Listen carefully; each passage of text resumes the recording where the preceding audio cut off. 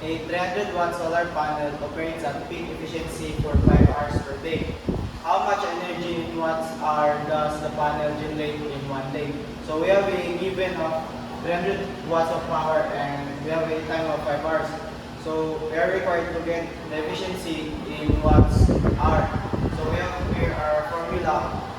Power multiplied by time is 300 watts multiplied by 5 hours. So we have a peak efficiency of 1,500 watt hours.